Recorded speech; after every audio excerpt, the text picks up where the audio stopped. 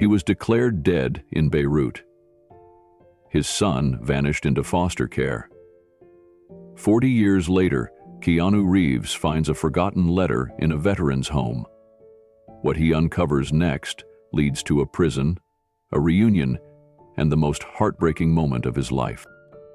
Before we continue this incredible story, let us know where you're watching from. If you enjoy stories like this, subscribe to the channel, because tomorrow we have another inspiring story you won't want to miss. The air over Beirut in the summer of 1983 was thick with heat, ash, and gunpowder. Streets that once held families and merchants were now reduced to rubble and ruin, the remnants of lives shattered by years of conflict. It was here, in the fractured silence between firefights, that 23-year-old Staff Sergeant Raymond Keller moved carefully with his unit. His eyes sharp, senses sharpened by too many near misses, and a gut that never stopped twisting. They were part of a peacekeeping detail, a title that didn't match the reality on the ground. The city didn't want peace, it wanted blood, and it didn't care whose. Ray's team was sweeping a zone near a collapsed hospital on the western edge of the city. Reports had come in of sniper fire and the possible presence of unexploded ordnance in the area. It was supposed to be routine, one last check before rotating out for chow and calling it a night. Ray never liked that phrase, routine, not in a war zone. The narrow alley smelled of sewage and burned metal. Every step they took was deliberate. The buildings loomed above them like tombstones, hollowed out and broken. Ray turned a corner, his squad tight behind him, and spotted a courtyard about 20 yards ahead. That's when everything blew apart. An explosion thundered through the alley, tearing the world in half. The sound was instant and endless all at once. 1 second Ray was standing, breathing, moving. The next he was airborne, his body slamming against a wall of concrete. A deafening silence replaced the ringing in his ears. The ground spun beneath him. For a moment, time stood still. He tried to get up but collapsed immediately. His hands reached down, instinctively, frantically. But where his legs should have been, there was only heat, torn fabric, and pain. He saw red. Not rage. Blood. His blood, a lot of it. Screams echoed in the distance, familiar voices yelling his name, shouting commands. But they were getting farther away, not closer. A second explosion shook the block. More gunfire followed. Chaos. His unit was under attack and being forced to retreat. Ray called out, or thought he did. He didn't know if the words left his mouth. All he could do was crawl, dragging his ruined body toward the shadow of a nearby archway, trying to find cover, trying to survive. He didn't know then that his name had just been added to a list he wasn't meant to be on. Killed in action. The alley grew darker as smoke thickened, choking the sky. Ray dragged himself, inch by inch, toward what remained of a door frame in a nearby building. He didn't have the strength to scream. His muscles trembled with every movement, the stumps of his legs trailing blood across the dust-coated tiles. At some point, he blacked out. When he woke again, he was lying on a blanket that smelled of lemon and smoke. Arabic voices murmured nearby. A young boy peered at him from a corner, wide-eyed but not afraid. The boy's mother, Ray would later remember her dark hair wrapped in a green scarf, offered him water in a cracked mug. He tried to speak, but no sound came. The family never asked who he was. They knew. American uniform, missing legs, haunted eyes. They didn't turn him in or abandon him. They simply hid him. For 3 months, they took turns caring for him in silence, risking their lives. Ray learned a few words in Arabic, enough to say thank you, enough to say sorry. It was a Red Crescent volunteer who finally found him, skeletal and feverish, half-conscious beneath a pile of rugs in the back of the home. He was evacuated, stabilized, and brought back to an American base. That's when the nightmare began. Ray had no ID. His tags were missing. His unit had filed a report. Staff Sergeant Raymond Keller, KIA, remains unrecovered. A sealed letter had already been delivered back home. In it, the words were printed in cold government ink. "We regret to inform you..." By the time Ray was medically cleared and processed through bureaucratic hell, it had been 5 months. He'd lost both legs above the knee, his mobility, and nearly his life. But that wasn't what haunted him most. What crushed him was the silence. When he finally called home, no one answered. His wife, Dana, had died in a car crash just days after receiving the news of his death. She'd driven in the rain, they told him later, too fast, too heartbroken. Their son, Jacob, just 2 years old, had survived the crash. But with no living next of kin documented, the boy was placed in temporary state custody. Ray's hands shook as he read the letter from the Child Welfare Office. Parental status, deceased, child placed in temporary foster care. He wasn't just too late. He was legally dead. Ray sat outside the social worker's office, hands clenched in his lap, the phantom pain of legs that no longer existed burning beneath the surface. A nurse pushed his wheelchair slowly back and forth, trying to calm him, but no motion could soften the ache in his chest. Not when the woman behind the desk had just told him that the adoption paperwork had already been initiated, that he wasn't listed anywhere in the state's living parent database. Your death certificate, she said gently, was filed by the Department of Defense. As far as the system is concerned, you're a fallen soldier. He showed them his discharge papers, his medical files, his face. It didn't matter. He had no photo of Jacob, no way to prove he was the father beyond a name that had already been stamped invalid. The paperwork trail ended in a black hole. He was told to submit a formal request and wait 6 to 8 months for a records review. But by then, Jacob would likely be adopted, moved. Ray left the office that day with nothing. He never went back. He tried, for a while. He wrote letters, made phone calls, knocked on doors that didn't open. Eventually, the silence became heavier than the grief. He stopped reaching out, not because he stopped caring, but because he no longer believed anyone was listening. Years passed. He moved to a small apartment near the Nevada border. He got a dog, learned to fix radios, talked to almost no one. On Memorial Day each year, he would write a letter to Jacob. He never knew where to send it, so he just folded it neatly and kept it in a shoebox under his bed. In the last one, he wrote, the ink trembled across the page. You may not know me, but I never stopped knowing you. Ray's hair turned gray. The dog grew old. He watched the world change on television but felt frozen in 1983. Some days he still heard the blast. Other days, he only heard his son's name in his mind, whispered like a prayer. Always the same ending, silence. The halls of the VA facility in Sparks, Nevada, were quiet, save for the hum of fluorescent lights and the distant echo of a television left running in the common room. Room 214 belonged to Raymond Keller, 65 years old, decorated, forgotten. His room was small but neatly kept. A folded American flag rested in a shadow box near the window. Below it, a stack of well-worn composition notebooks, every one of them filled with letters he never sent. Letters to Jacob. He still didn't know where his son was. He only knew the sound of the boy's laughter from a memory that refused to fade. It came to him at night sometimes, along with the dream of a house he never got to return to, a face he never saw grow up, and a moment that changed everything, but couldn't be undone. Each letter was signed the same way. Loved at. Ray never mailed them. He didn't know where they'd go, and maybe, deep down, he feared they'd come back marked "Return to Sender," but he wrote them anyway. Every week, every month. Some pages were tear-stained, others were scrawled with anger. All of them were a lifeline. On a quiet Tuesday, the VA was hosting a small fundraiser. Nothing flashy, just coffee, cookies, and a few invited guests. Among them was Keanu Reeves. He'd quietly accepted the invitation to meet with some of the residents after speaking with a veterans advocacy group. No cameras, no press, just presence. Keanu walked the halls with a staffer from the facility, stopping to greet each veteran with the same gentle curiosity he was known for. He asked questions, listened, never rushed. When he reached Ray's room, he knocked once and waited. Ray was sitting in his wheelchair by the window, looking out over a patch of gravel and sky. He didn't turn when Keanu entered. "You Raymond Keller?" Keanu asked, voice soft. Ray glanced over. "Depends who's asking."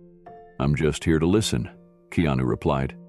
There was a beat of silence, then Ray gestured toward the chair across from him. "Then sit. There's not much to hear, but you can have it."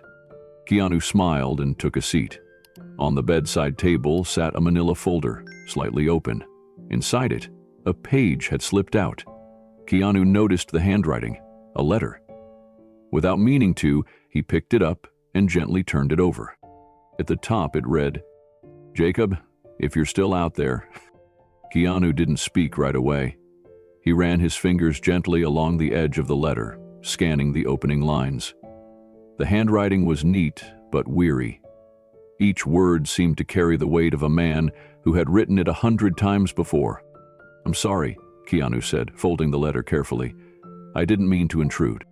Ray waved it off. "It's not a secret." "Not anymore." Keanu handed the paper back. "Your son?" Ray nodded. "Jacob. 2 years old when I left. He's in his 40s now, somewhere. Or maybe nowhere, I wouldn't know." There was no bitterness in Ray's tone, just a worn-out kind of grief, the kind that lives in a man long after the tears have dried. Keanu leaned forward slightly. "You wrote this for him?" Ray looked at the letter. "I wrote hundreds. That one's just the top of the pile. I guess I figured if anyone ever came asking, at least they'd know I tried." Keanu was quiet, then asked, "What happened?" Ray exhaled, slow and heavy. "The war happened. The paperwork happened. The silence happened." And then, with a voice like gravel and memory, he told him the story. He spoke of Beirut, of the blast, of crawling through the dust. He told him about the family who hid him and the rescue that came too late. He described the cold silence of coming home to a country that had already buried him. And finally, he spoke of the call that went nowhere, the system that locked him out of his own life, and the son who vanished into it. "I filed the appeals, got the VA benefits after a fight. But the state, the courts, they didn't care. Dead men don't get visitation rights." Keanu's brow furrowed. "No one helped?" Ray chuckled. "They called it an administrative tragedy. I was an anomaly. I got a medal. Didn't get my kid." Keanu sat back, stunned. His jaw clenched, then relaxed. "Did you ever find any trace of him?" Ray shook his head. "Once, in '91, I heard he was in a group home upstate. By the time I got there, he was gone, moved again. That's how it works with forgotten kids. They just vanish, like vapor."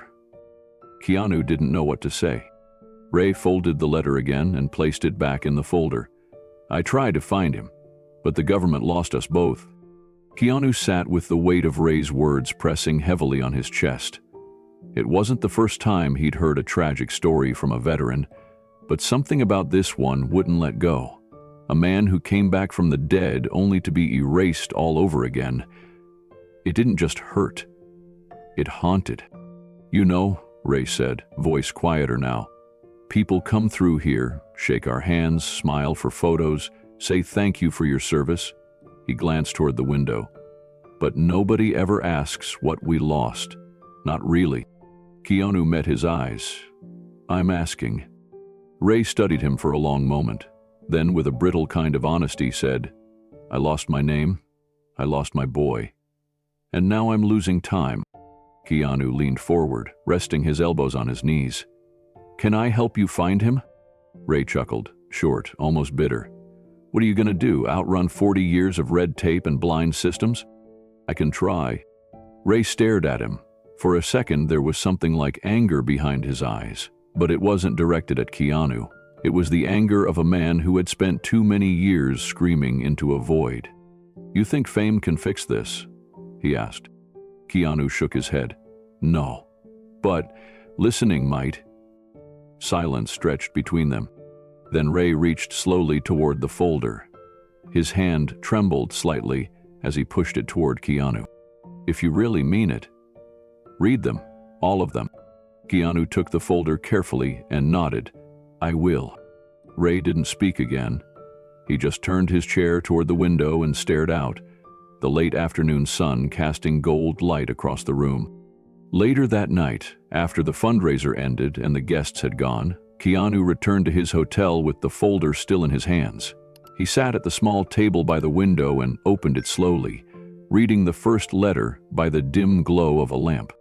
The words were raw, unedited, scratched out and rewritten in the margins, but the voice behind them was clear, a father who never stopped hoping. By the fifth letter, Keanu wasn't just reading, he was weeping. He closed the folder, wiped his face, and picked up his phone. There were stories that broke your heart, and then there were stories that made you decide what you'd do with the pieces. Keanu made a decision that night. He wouldn't walk away. The plane touched down in Los Angeles just after midnight. Keanu stepped off in silence, the weight of Ray's story pressing against his chest like a stone. His driver waited at the curb, but Keanu didn't speak on the way home. He watched the lights blur past the window, a kaleidoscope of lives moving on, unaware of the ghost one man had become. When he got home, the city was asleep. The house was quiet. He left his bag by the door and carried the folder of letters into his study. They sat on the desk like they were still breathing. By morning, he hadn't slept. The words echoed in his mind. "I lost my name. I lost my boy. Now I'm losing time." He picked up the phone and called Sophia. She answered groggily but grew alert the moment she heard his voice. "Are you okay?" "I met someone," he said. "A veteran." "That's not new." "No," he said, "but this story is..." An hour later, Sophia was sitting in his kitchen with a notepad, coffee, and furrowed brows. Malik arrived not long after. Keanu paced slowly as he told them everything. Ray, Beirut, the misfiled death, the missing son. Sophia listened in silence, scribbling notes. Malik leaned back, his arms crossed. "You want to find this kid?" "Man," Keanu corrected. "He'd be 42 now. And, yeah, I want to find him." "Hey you," Malik asked. Keanu looked at him. "Because no one else did." He stopped pacing. What do we owe to the people we forgot? The ones the system misplaced. The ones who slipped through cracks we pretend aren't there. Sophia stared at the folder. "This is bigger than a search. This is a resurrection." Keanu nodded. "Then let's start digging." The next few days were quiet, methodical. Sophia called contacts in the social services world. Malik reached out to legal nonprofits and post-adoption search organizations. Keanu spent hours reading everything he could on the foster system of the 1,980 how records were kept, how children were tracked, how easily they were lost. What they found wasn't encouraging. Jacob Keller had been placed in temporary state care in late 1983, following the death of his mother. From there, he was transferred to a group foster home just outside Sacramento. His file continued until 1995, when it stopped abruptly, with a note that simply read, "Relocated following incident. Details sealed." Keanu stared at the line. "A disappearance," he said quietly. "That's what this is." The next morning, Keanu met Sophia and Malik at a small corner cafe in Highland Park. The mood was tense, focused.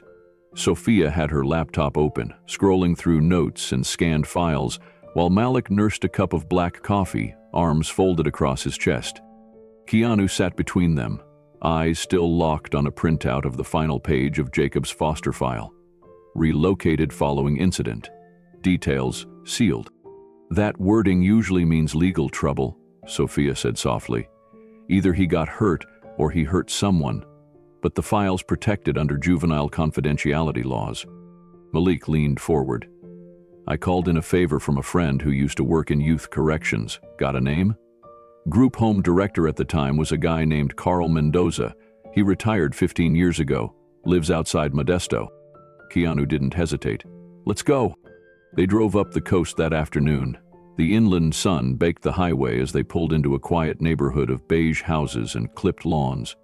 Mendoza's home was modest, American flag on the porch, a rusting truck in the driveway.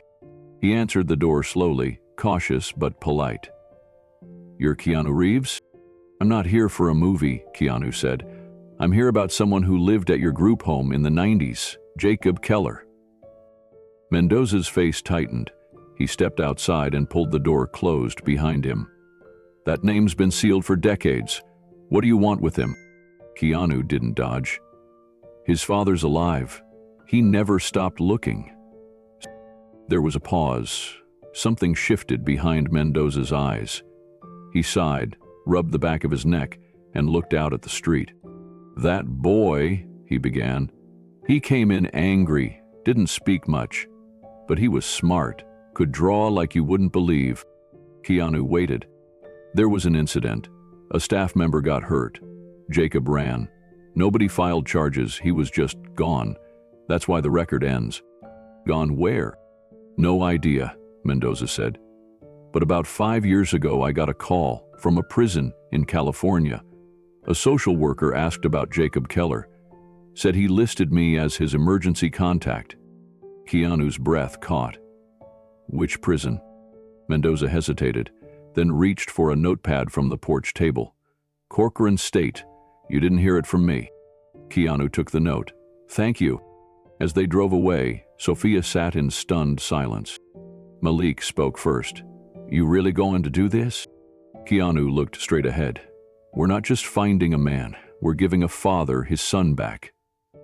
That evening, Keanu sat on the floor of his living room, the file spread out before him like a puzzle missing its most important piece.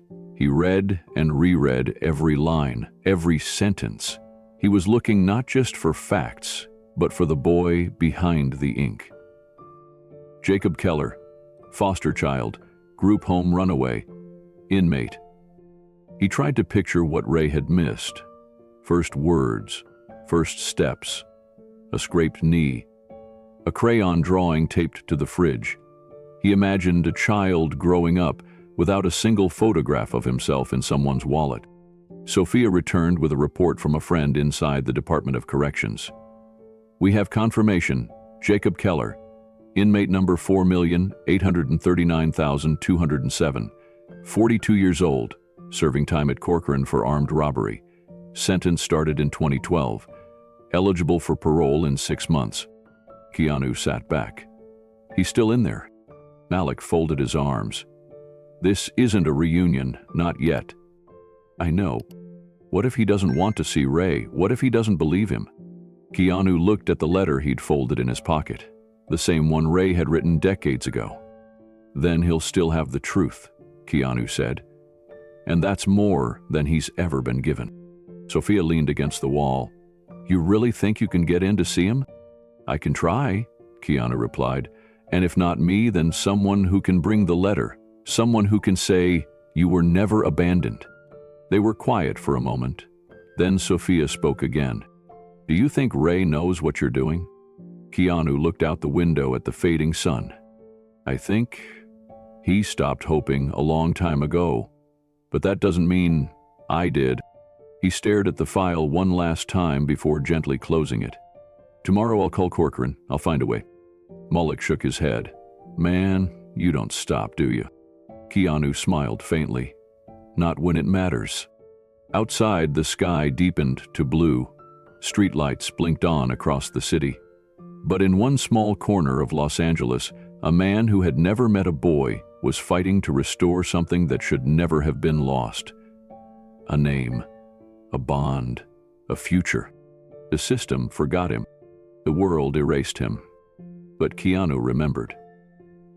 The earliest known photo of Jacob Keller sat buried deep in a faded manila file in a county records office. A toddler with soft brown curls and wide, serious eyes, wearing an oversized sweater and standing in front of a blank wall.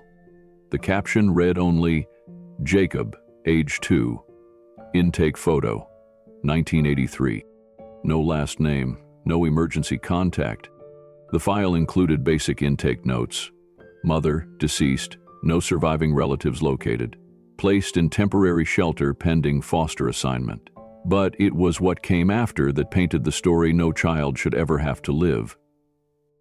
Jacob was moved from the emergency shelter to a foster home in Stockton. 6 months later, the placement was terminated. Behavioral concerns. He bit another child after a toy was taken from him. He wet the bed. He had night terrors and didn't speak for days. He was moved again and again. 9 homes in 10 years. Each move chipped away another piece of his identity. With every new placement, he lost a little more. His favorite blanket, a toy car, a school project no one saved. No one called him son. No one framed his drawings. By age 11, Jacob had learned the lesson most foster kids absorb early. Don't get attached, and don't expect anyone to stay. School records showed a child who was intelligent but detached, quiet but not compliant. He got into fights when other kids teased him about his clothes, his silence, his lack of family. Teachers noted he had a talent for drawing, especially faces, but he refused to explain who they were. One teacher wrote in the margin of a report, "Jacob draws the same man over and over. Tall, military haircut, sometimes in a uniform. Might be an imaginary figure?" At 13, he ran away from his 7th placement and was picked up sleeping behind a diner outside Bakersfield. He was placed in a group home, the last stop for kids the system didn't know what to do with. By 15, he was in juvenile detention for breaking into a convenience store. The report noted he stole nothing but bread and a flashlight. He served 18 months and was released into transitional housing. Then, at 17, came the robbery charge. A gas station in Fresno. He had no weapon, just a note written in shaky handwriting. "Give me the money. No one gets hurt." It was his first and only offense that carried adult consequences. He was sentenced to 10 years. Prison intake notes from 1999 described Jacob as quiet, cooperative, nonviolent.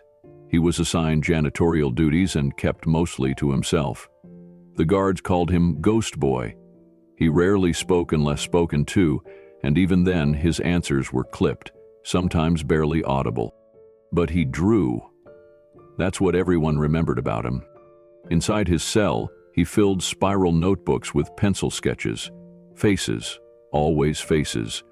Older men, some with military caps. A boy he drew again and again with a smile missing a front tooth. Sometimes he drew the same face staring back at him from a cracked mirror. Older each time, more lined, more sunken, like he was trying to find the man inside a name he barely remembered. When Jacob was transferred to Corcoran in 2012, he'd already aged out of his sentence but had picked up a second charge, assault during a halfway house fight. Another 4 years added. By the time he turned 42, he had spent more of his life inside than outside, but he never stopped drawing. The prison chaplain kept a few of his sketches pinned in the back office. "This one," he'd say, holding up a page of a man in uniform, "he draws him every few months. Says he thinks it's his father." One day in 2018, Jacob made a request to use the inmate kiosk system. He accessed the prison's law library and requested help looking up a name, Raymond Keller. He didn't know why. He didn't remember who told him it. He only remembered hearing it once as a child from a woman who had worked at one of his first homes. She'd whispered to another staff member, "His dad's name was Ray, I think. A soldier or something. They said he died overseas." So Jacob typed it in. Raymond Keller. The system returned dozens of names. Veterans, deceased, private citizens, sealed cases. He didn't know what he was hoping for. The screen blinked, then went dark. His time was up. He never asked again. But he did go back to his cell, pulled out a fresh sheet of paper, and sketched the face he always came back to. The one with the strong chin, the deep-set eyes, the kind that looked like they had seen war. Below it, for the first time, he wrote a word. Death. Jacob spent the next few years in a rhythm he couldn't remember beginning. Morning cleanup duty, library shifts, evening sketching, rarely speaking unless prompted. The guards called him polite. Other inmates knew to leave him alone. There was a kind of reverence for people like him inside, those who didn't yell, didn't provoke, didn't fall apart, but carried something in their eyes that warned the worst already happened. One day, a new intake officer asked him during a routine reclassification, "Do you have any family we should notify in an emergency?" Jacob paused for longer than the question warranted. Then he answered, "No, I was left behind a long time ago." But that wasn't the truth. Not really. Somewhere beneath the silence, he still hoped. Maybe that's why he kept drawing. Maybe that's why he still remembered the sound of a woman's voice saying his father was a soldier. Maybe it's why he never let go of the name he barely remembered. Raymond Keller. Even when everything else blurred, school names, cities, faces, rules, he remembered that one name. He wrote it down once on the inside cover of his notebook, just once, as if writing it down would somehow keep it from disappearing again. Then one day, without warning, his cell door opened. "Inmate Keller," the guard said, looking confused. "You have a visitor." Jacob blinked. "I don't get visitors?" The guard shrugged. "You do today." Jacob stood slowly, confused. He wasn't due for parole hearings for several months. He hadn't spoken to his public defender in over a year. No one had ever shown up, not in all the years he'd been inside. He followed the guard down the long hallway. The metal doors buzzed open, one by one. At the visitation room, he stopped. Through the glass, on the other side of the divider, sat a man he didn't recognize, yet somehow felt familiar. Hair streaked with gray, a worn leather jacket, eyes that looked like they'd read every pain Jacob had ever carried. Jacob sat down slowly. The man offered no introduction, just a single word. "Raymond." The room went still. Jacob's hands clenched in his lap. The guard outside the door turned away, giving them space. Jacob didn't speak. Not yet. But something behind his ribs cracked wide open. It wasn't recognition. It was the beginning of remembering. And outside, a storm finally began to clear.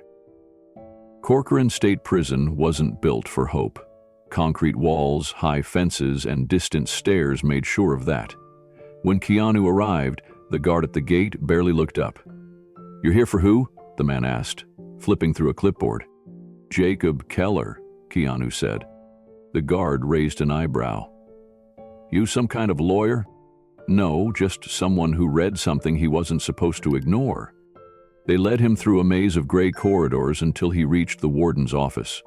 The warden, a thick-set man with tired eyes and a stack of unfinished paperwork, glanced up. "I know who you are," he said, closing a folder, "but that doesn't give you special privileges." "I'm not asking for any," Keanu replied. "Just a conversation. Inmate 4,839,207. The warden sat back. "He doesn't talk to many people. Doesn't trust anyone. We've had a few journalists sniff around. He shut them out. Said he wasn't anyone's headline." Keanu nodded slowly. "That's not why I'm here." There was a long pause. Then the warden exhaled and hit a button on the intercom. "Bring Keller to visitation room 2. 15 minutes later, Keanu sat alone at a small metal table bolted to the floor. The room was cold, fluorescent lights buzzing overhead. No glass between them, just 2 chairs, a table, and silence. The door opened. Jacob stepped in, wearing a standard prison uniform. He looked older than 42, not in years, but in wear. His eyes scanned Keanu's face with practiced suspicion. "Let me guess," Jacob said, not sitting. "You read about me somewhere. Thought I'd make a good redemption piece." "No," Keanu said gently. "I came here because your father never stopped writing letters." "Even when no one answered?" Jacob froze. Keanu reached into his coat and slid a single folded paper onto the table. "This is one of them." Jacob didn't move at first. Then slowly, he stepped forward and sat down. He opened the letter. His hands trembled. Keanu didn't speak. He gave the moment space. After a minute, Jacob whispered, "Raymond Keller." Keanu nodded. "Alive. Wait." Jacob shut his eyes. His voice cracked. "All my life, I thought I was thrown away." Keanu said nothing, just reached out, steady and quiet, and let the silence say what words couldn't. Jacob kept reading. He read the letter twice, once in silence, then again aloud, his voice barely rising above the humming of the light above them. "If this letter ever reaches you, son, I want you to know the truth. I didn't leave. I was lost. The world buried me. And I've spent every breath since crawling out of the dirt, praying I'd find your name again." He stopped reading, folded the letter carefully. He didn't look at Keanu yet. "I tried once," Jacob said, "to look him up when I was in San Quentin. I didn't know what I was doing. Just thought maybe, I don't know, that maybe the name meant something." He shook his head, eyes still on the paper. "You don't grow up in places like I did thinking you'll ever hear your name in someone else's mouth. And now you're telling me he's alive?" Keanu nodded. "He's 65. He uses a wheelchair now, lives at a VA facility in Nevada, and he talks about you every day." Jacob blinked quickly, like his eyes were trying to adjust to some kind of light that hurt to look at. He opened his mouth to say something, but stopped. His hand tightened around the letter. "Thinks I'm worth finding?" Jacob asked. "Never stopped thinking that." Jacob let out a short, dry laugh. "You know, I used to think if I ever met him, I'd punch him. I'd scream in his face. But now," he looked down, "I don't even know how to stand in front of someone who says he wanted me this whole time." Keanu leaned forward. "Then don't stand. Sit beside him. Let it start there." There was silence again, longer this time. Jacob looked up slowly. "Why you?" he asked. "Why not a social worker or some lawyer or someone from the state?" Keanu tilted his head. "Because those people had decades to care, and didn't." Jacob leaned back in his chair. His walls, the ones he'd built over years of being forgotten, were starting to shift. Not fall, but move. He stared at the letter again. "I don't know if I'm ready," he said. Keanu's voice was soft. "You don't have to be. Just willing." Jacob folded the letter and held it to his chest. His hands trembled. Not from fear, but from something far more unfamiliar. Hope. The kind that doesn't arrive with fireworks, but with the quiet terror of maybe, just maybe, not being alone anymore. Keanu stood, not out of impatience, but to give him space. "I leave you with that," he said gently. "There's more if you want it. More letters, photos, stories, but only if you ask." Jacob nodded, slowly, still absorbing the weight of everything. The door buzzed. A guard appeared. "Time's up?" Keanu turned toward the exit, then paused. "If you'd like me to come back, I will. But if not, I understand." Jacob finally looked up. "You said he lives in Nevada?" "Yes." "And he still wants to see me?" Keanu nodded. "With everything he has left." Jacob exhaled, shaky and uneven. "Okay." The guard stepped in. "Sir?" Keanu raised a hand. "Just one more second." He turned to Jacob. "He thought you were dead, Jacob, but he never stopped loving a son the world told him he lost." Jacob didn't answer, but something shifted in his face. A tightness unwound. A wall cracked. As Keanu stepped through the door, he heard Jacob whisper behind him, just loud enough to reach his ears. "Tell him I said I'm still here." Back in the corridor, Keanu paused. He let those words settle into his chest before he moved again. "Still here." The guard didn't speak. He'd heard it too. Outside, the sun had begun to dip behind the distant ridge. It painted the prison yard in soft gold, the first warmth Keanu had seen all day. In his pocket, he carried the truth. In his heart, he carried a name that finally had a voice. Raymond's son had not disappeared. He had not vanished. He had survived. And now, At last, he had been found, and hope remained. The VA facility smelled like boiled coffee and antiseptic. Keanu walked its long hallways, passing weathered faces seated in silence, some staring out windows, others at memories only they could see. When he reached room 214, he paused. Ray sat in his usual place by the window, legs covered with a folded wool blanket, a worn journal resting in his lap. Keanu knocked lightly on the doorframe. Ray didn't look up. "I heard you were back." Keanu smiled. "They tell you everything, huh?" "They may not have to. The room feels different when you're here." Keanu stepped in and pulled up a chair. Ray glanced at him. There was no need to explain what "so" meant. They both knew. Keanu's trip, the weeks of silence, the unanswered questions. Ray had waited long enough. Keanu took a deep breath. "I found him," he said. Ray's hand stilled on the journal. "Jacob." Keanu nodded. "He's alive." Ray didn't react. Not a twitch, not a blink.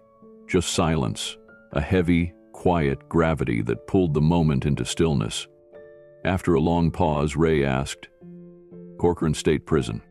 Ray nodded once, slowly. "Of course." Keanu watched him closely. "He didn't know you were alive. He thought he was abandoned." Ray exhaled, not in shock, but in recognition. "So did I." The two men sat without words for several minutes, letting the weight of 4 decades settle in. "He's 42, Keanu said. "He's been in and out of the system since he was a child. He tried once, looked up your name in a prison library database. Didn't get far."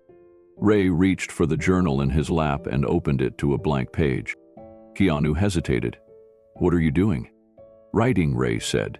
"If he's still willing, I want to send him a letter. I want him to hear my voice in the words." Keanu placed a hand on Ray's shoulder. "He read your first one, the one I gave him. It cracked something open. He said to tell you he's still here." Ray's hand tightened slightly around the pen. Keanu sat back and let him begin. The window light stretched long across the floor, touching the corner of the room like it was reaching for something lost. Ray wrote with slow, careful strokes, not with hope, but with truth. The next morning, Keanu returned with envelopes, stamps, and a set of prison-approved writing supplies. Ray had already filled 3 pages in his journal. He wasn't writing poetry or apologies or anything rehearsed. He wrote the way he talked, blunt, wounded, unfiltered. In the first letter, he described the day he left for Beirut, the smell of his wife's perfume when she pressed their son into his arms one last time. Jacob had reached for his dog tags. Ray had promised he'd be home before the boy could even say the word soldier. Then the letter shifted. He explained the blast, the screaming, the smoke, the way someone else's body was mistaken for his. How he crawled, days, maybe weeks, until a local family took him in, fed him, nursed him, never speaking a word of English but saving his life all the same. How the embassy refused to believe who he was. How it took nearly 6 months to return home. By then it was all gone. Wife, son, identity.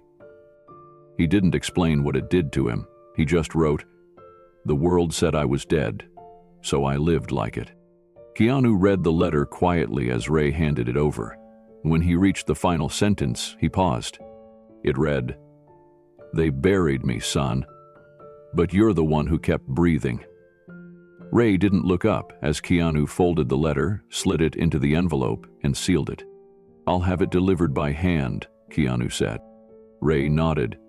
"I don't want the first time he sees my words to be from some government channel. He deserves better." Keanu hesitated, then asked, "What if he doesn't write back right away?" Ray shrugged. "Then I'll write again." Later that afternoon, Keanu found him by the window again, staring at the hills. "He still looks like you," Keanu said softly. Ray didn't smile, but he didn't look away either. "You know what I keep thinking?" "What?" "I didn't survive a war to find peace. I survived it to find him." They sat in silence again, but it wasn't empty this time. It was full of something steady, something earned, A week passed before the letter reached Corcoran. Keanu hand-delivered it during another visit. He watched from the visitor processing area as a guard escorted Jacob to the same small table where they had first met. This time, Jacob looked different, more alert, less guarded. He sat down slowly, eyes flicking to the sealed envelope in Keanu's hand. Keanu didn't speak, just slid the letter across the table. Jacob turned it over in his hands like it might vanish. His name was written in tight, deliberate print. He recognized it. Somehow, he knew it before he opened it. He tore the seal gently, unfolded the letter. For minutes, there was only the sound of paper rustling and fluorescent lights buzzing above. Then, Jacob lowered the letter, and Keanu saw something in his eyes that hadn't been there before. "I remember that perfume," Jacob whispered. "On my mother. It's the last thing I remember before the cops came." He wiped his face, not embarrassed, just overwhelmed. "And wrote this," Jacob said. "He really wrote it," Keanu nodded. "And he'll write more, if you want him to." Jacob paused, then asked, "What if I want to see him?" Keanu didn't hesitate. "Then we'll make it happen." Back in Nevada, Ray sat at the window when the call came through. Keanu's voice on speaker. "Hell, read it," Keanu said. "He wants to meet." Ray didn't react for a second. Then he looked out at the hills like they were suddenly filled with more than silence. He took a breath that shook at the edges. "I want to see my son," he said. "Then I'll come get you," Keanu replied. "We'll go together." The next day, the VA staff helped Ray pack a small bag. Just one. He didn't want much. Just his journal, the original letters, and an old photograph of Jacob as a baby, one he'd kept hidden in a shoebox for decades. As Keanu wheeled him toward the exit, the nurse at the front desk asked where they were going. Ray smiled, the first real one in years. "California," he said, "to finally tell the truth, face to face." Keanu pushed the chair toward the sunlit door. Ray's hand gripped the armrest, not in fear, but in readiness. He wasn't a soldier anymore. He wasn't a ghost. He was a father. And this time, he was going home, even if just for moments. The morning after Keanu and Ray left the VA facility, Keanu sat alone at a small kitchen table in his home. The sun had just begun to rise. A cup of coffee sat untouched beside his laptop. He stared at a blank post window for several minutes before typing a single sentence. "What happens when we lose a man to war, then forget his son in peace?" He hesitated before continuing. No names, no locations, just a story. He typed for nearly half an hour, the words flowing like a long-held breath being released. He told the story of a soldier declared dead, left behind in a foreign city, his wife dying before she knew the truth, and a son who grew up believing no one wanted him. He shared the moment the letter changed everything, and how the man who was left for dead insisted on meeting the boy who never stopped living in his shadow. At the end of the post, Keanu wrote, "They were lost because of a mistake no one ever fixed, but this week, they found each other anyway. Not through justice, through dignity." And then, just below it, "Have you or someone you know ever been torn apart by a mistake no one fixed? Tell us below." He hit post and closed the laptop. By the time he finished his coffee, the story had been shared 2,000 times. An hour later, it had reached 10,000. By nightfall, it was trending in every state. Veterans organizations reposted it with the caption, "We're still losing soldiers long after the war." Foster care reform advocates commented, "This is what happens when no one follows up." Former inmates, social workers, single parents, and people from every walk of life began pouring into the comment section. One wrote, "I was told my mother gave me up. I found out at 28 she'd searched every year for me." Another shared, "My dad never came back from Vietnam. This broke me." A woman commented, "I worked in juvenile probation for 12 years. You'd be shocked how many kids aged out without ever knowing someone cared." The post wasn't just a story anymore. It had become a mirror. One woman simply wrote, "We need to stop losing people just because a file gets closed." The next morning, Keanu's phone buzzed with a text from Sophia. "Did you mean to post that?" He replied, "Yes, it was time." A few minutes later, Malik called. "Man, you might have lit a fire you weren't ready for." "What do you mean?" "There's a veterans podcast that just did a segment about it. No names, just the story. People are calling it the letter that survived war." Keanu opened his phone and scrolled. He saw it now. How the story had escaped its small corner of the internet and entered the bloodstream of a restless nation. Screenshots were posted on TikTok. Reddit threads were compiling similar stories. Survivors of bureaucratic mistakes. Orphans whose paperwork had vanished. Veterans whose trauma had never been acknowledged. But what stunned Keanu most were the video replies. One showed a young man in his 20s, tears in his eyes, saying, "My dad was deported before I ever met him. All I have is a voicemail he left the night he was taken. This story, it's mine too." Another was from a middle-aged woman holding a faded photo. "This is my brother. He was never found. I think about him every single day." And then came the message that made Keanu sit back in his chair. It was from a retired corrections officer. He simply said, "I remember Jacob. I was there when he was 16. He never had visitors. But he used to draw all the time. Always the same thing, a man in uniform, walking toward a child." Keanu forwarded the message to Ray, who was resting in a hotel near the prison.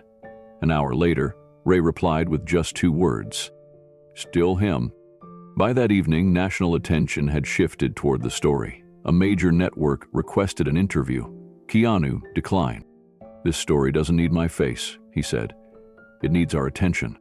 Instead, he quietly authorized a reprint of the original post in 3 major Sunday papers, again without names, just the truth. And still, the comments kept coming. A Vietnam veteran wrote, "I spent 40 years trying to pretend I didn't leave someone behind. This story made me call his daughter today and finally say I was sorry." A social worker shared, "In 1991, I closed a file that still keeps me up at night. I never found out if that boy ever got a family. This story broke something open in me I thought I buried." Others shared links to GoFundMe campaigns for forgotten veterans, reunification programs, and grassroots efforts to support families separated by incarceration, war, or the failings of the foster system. One nonprofit offered free legal support to help those who, like Ray and Jacob, had been lost in the cracks. By the end of the week, Keanu's original post had been translated into 19 languages. He received an email from a journalist in Poland who had once covered war displacement. "Your story proves what we forget too easily. The real tragedies aren't just when people die. It's when we stop looking for the ones who lived." Ray read that line twice and then asked Keanu to read it aloud again. When he did, Ray whispered, "Then let's keep looking." Jacob, now allowed limited tablet time for education, was able to see some of the comments from the public story. Though his name wasn't in the post, he knew. He wrote back to Keanu's assistant, who had been helping coordinate the messages. "Tell him I don't want to be famous. I just want to belong somewhere again." Keanu printed that sentence and pinned it above his writing desk. The post had done something none of them expected. It didn't just tell the story, it invited others to speak, to share, to remember. It gave people the space to say, "Me too," in the most sacred of ways. It reminded the country of something deeper than data and policy. It reminded them of the cost of silence. And it left the comments section forever open, waiting for anyone still brave enough to answer the call. Because the question still stood. Have you or someone you know ever been torn apart by a mistake no one fixed? Tell us below. And thousands already had. More will come. The prison visitation room was colder than expected. Even Keanu, who had been through countless halls of justice and recovery centers, felt something settle into his bones. There was a stillness to this place. Not the peaceful kind, but the kind that knew how long everyone had been waiting. Ray sat in a state-issued wheelchair just inside the secure wing. A corrections officer helped maneuver him into position near the glass partition. His hands were steady, but his breath came in slow, conscious effort. He didn't say a word, just looked straight ahead. On the other side of the bulletproof glass, the steel door opened. Jacob stepped in. He looked thinner than before, like the days had carved him down to only what he needed to carry. His eyes scanned the row of booths, pausing only when he saw the man waiting. Older, grayer, scarred in ways visible and not. He hesitated, then sat down across from Ray. For a full minute, neither of them moved. Then Jacob leaned toward the small black phone on his side of the divider and picked it up. Ray picked up his. There was a hum in the line, then Jacob spoke first. "You were just a ghost, until now." Ray blinked slowly. His voice, cracked and low, came through the receiver like it had to dig its way out of the ground. "I never stopped breathing for you." Jacob didn't cry. Neither did Ray. But something cracked wide open between them.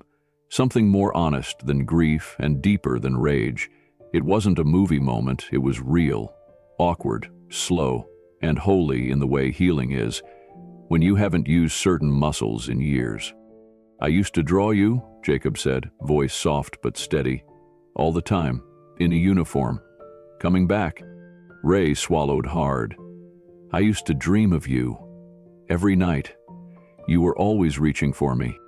Jacob stared at his father through the glass. "Why didn't anyone tell me you were alive?" "Because to them I wasn't," Ray replied. They sat in silence for a long time, just holding the phones, eyes locked. It was the first time either of them had been seen that clearly in decades, and neither looked away. Jacob pressed the receiver closer to his ear, leaning in slightly, as if the pane of glass might give if he got close enough. On the other side, Ray did the same. "They told me I was abandoned," Jacob said quietly, "that no one claimed me." Ray nodded, his throat tightening. "They told me I had no rights, that everything was gone, even you." Jacob shook his head. "Every birthday I imagined you showing up, even when I stopped believing in anything else." Ray's hand trembled slightly on the armrest of his wheelchair. "I came back too late, but I never stopped trying to find the words. I just never thought I'd get to say them out loud. I didn't know how to live without thinking someone chose not to come back for me," Jacob said. "That's what hurt the most. Not the foster homes, not the group facilities, just thinking you didn't care." Ray stared into his son's eyes. "I cared more than I knew how to survive." They were quiet again. The overhead lights buzzed faintly. Guards walked past every few minutes, but neither father nor son noticed. They were still locked in, bound by something unspoken but alive. "I'm in here because I was angry," Jacob admitted. "All the time, at the system, at the world, at you, even when I didn't know if you were real." Ray looked down for a moment. "You had every right to be." "I hurt people," Jacob added. "I messed up. You should know that." "I do," Ray said. "But you didn't start with nothing. You started with broken pieces someone else left you." Jacob's face softened, barely. He rested his free hand on the small ledge beneath the glass. "I wanted you to be perfect," Jacob whispered. "But maybe I just needed you to be human." Ray leaned forward as far as his chair would let him. "I was human every second I missed you." They sat with that, let it hang in the air, heavy and healing. Keanu stood a few feet away, just outside the line of sight. He didn't interrupt. He didn't speak. He just watched as something impossible began to mend, not through speeches or sudden forgiveness, but through presence. Sometimes all it takes is someone staying, and for the first time in either man's life, no one was walking away. A buzzer rang overhead, low and steady. 10 minutes left in the visit. Neither of them flinched. The ticking clock had no power now. They were somewhere else, just a man and his son, staring across the wreckage of 40 lost years, trying to remember how to speak without armor. Jacob finally asked, "Do you think this can be more than just this?" Ray smiled, small and tired but sure. It already is. The younger man looked down at the floor. I don't know what I'm supposed to do with all this. The pain, the time, the years that didn't happen. You don't do anything with them, Ray said. You carry them, and then you make space for something better. Jacob nodded slowly. I want to write back. To your letters. I want to hear your stories. I just don't know how to talk like this. You just did, Ray said. The buzzer rang again, louder. The guard stepped forward but gave them space. Jacob pressed his palm against the glass. Ray did the same. No theatrics, just two hands, weathered by different wars, meeting in a way they never thought possible. I'll see you again? Jacob asked. You will, Ray promised. And maybe next time, no glass? Ray's eyes watered. That's the dream, son. The guard called time. Jacob stood slowly, the phone still in his hand. His other hand dropped to his side. But just before he walked away, he turned back. I always thought I was the broken one, he said. Ray shook his head. You're not broken. You're still here. Jacob nodded once, then left through the door. Ray remained seated for a while, the phone still pressed to his ear even after the call had ended. Keanu approached quietly and placed a hand on Ray's shoulder. You okay? Keanu asked. Ray didn't answer at first. He wiped his eyes and looked at the glass. That was the first time I felt like I existed, he said. Like I wasn't just someone left in the footnotes. Keanu pulled a folded piece of paper from his pocket. It was a printed reply Jacob had written earlier that morning. Ray unfolded it slowly. The first line read, Dear Dad, I've waited my whole life to call someone that. Ray closed his eyes, smiled faintly, and whispered, I waited my whole life to hear it. And finally, in silence, both were heard again. The morning after the prison visit, Keanu sat quietly on the balcony of his hotel room, the Los Angeles skyline blurred by morning fog. He held the letter Jacob had written, still folded in his coat pocket, and watched the sunrise without touching his coffee. He thought about the thousands of stories that had surfaced in the past week, the comments, the reposts, the raw truths clawing their way out of years of silence. This wasn't just Ray and Jacob's story. It was hundreds of families. It was the unseen cost of mistakes left unacknowledged, files closed too soon, and systems that forgot the people they were built to protect. By noon, he called Sophia and Malik. We need to do something, he said. Something real, not just awareness. Sophia, already deep in tracking the responses to his viral post, replied, They're calling this the wake-up letter. Media outlets are asking if you'll speak. I will, Keanu said, but only to launch something bigger, not to center me. That afternoon, Keanu's team announced a campaign titled, Not Dead, Not Lost. The goal wasn't to create a spectacle, it was to create solutions. On the campaign's homepage, the opening line read, For every name erased by war, by prison, or by silence, we see you now. It wasn't political, it wasn't flashy, it was a call to action. The campaign had 3 pillars. 1. VA records reform, to establish a process for verifying and correcting status errors in veteran databases. Ray's case wasn't isolated, and there were others like him still living in technical non-existence. 2. Reunification access, a policy framework to allow children removed from their families due to systemic error or tragedy a chance at reconnection, even decades later. 3. Compassion Files, a storytelling initiative where people could submit forgotten stories, ones buried under bureaucracy, and receive assistance connecting with loved ones lost in the system. Keanu recorded a short video message filmed simply on his phone. He didn't use dramatic music, no lighting crew, just him, sitting on the edge of a wooden bench, the wind rustling behind him. This isn't about me, he said. This is about a man who was left behind, a child who never stopped wondering, and a world that waited too long to care. But now, we begin to fix that. He paused, not for credit, for connection. The campaign gained traction faster than anyone expected. Within 48 hours, veterans advocacy groups began reposting Keanu's message. VA officials quietly reached out, asking for a meeting. A few even admitted, off the record, that stories like Ray's weren't rare. They were just rarely talked about. Within a week, over 300 families had submitted their own versions of the same nightmare. My dad was sent home with PTSD and paperwork errors. I couldn't even find his burial record. My mother spent years searching for her sister who was adopted out during a military relocation. She died thinking she was crazy. We had a son in the system. The state told us he didn't want contact. Years later, he found us and said no one ever told him we were still alive. The team compiled the data into a single report titled, "The Voices We Missed." Malik brought it to Keanu one evening in a sealed folder. "It's heavier than it looks," he said.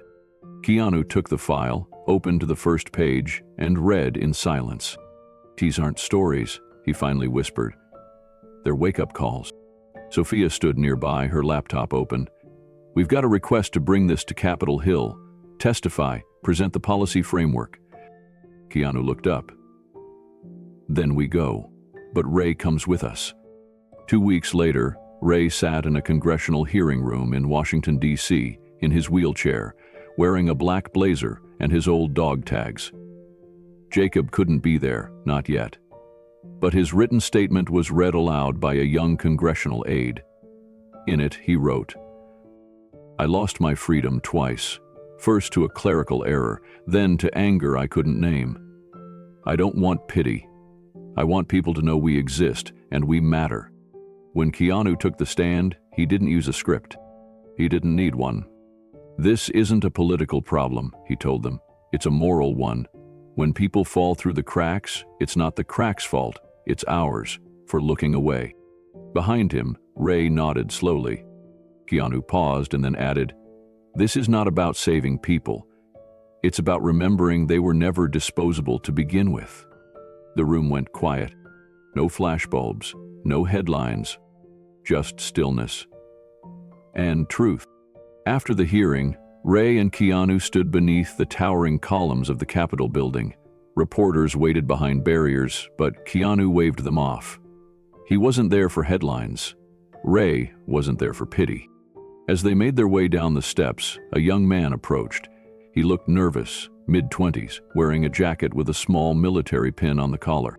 "Sir," he said to Ray, his voice trembling, "my father died overseas in '91. At least, that's what they told us. But we never got the full report. I didn't believe anyone would care until I saw your story." Ray studied him with tired but steady eyes. "You keep digging, son. Keep asking." Keanu handed the man a card for the campaign team. "You're not alone. Not anymore." Later that evening, a live stream was posted from the Not Dead, Not Lost platform. It wasn't promotional, it wasn't polished. It was Keanu sitting with Ray, 2 chairs in a quiet VA common room, talking like friends. "I didn't start this to be a movement," Keanu said, "but it became one because people realized they were never supposed to be forgotten." Ray looked over at him. "You never made it about you." Keanu shook his head. "It was never mine to hold. I just opened the door." By morning, the site had received over 20,000 new messages.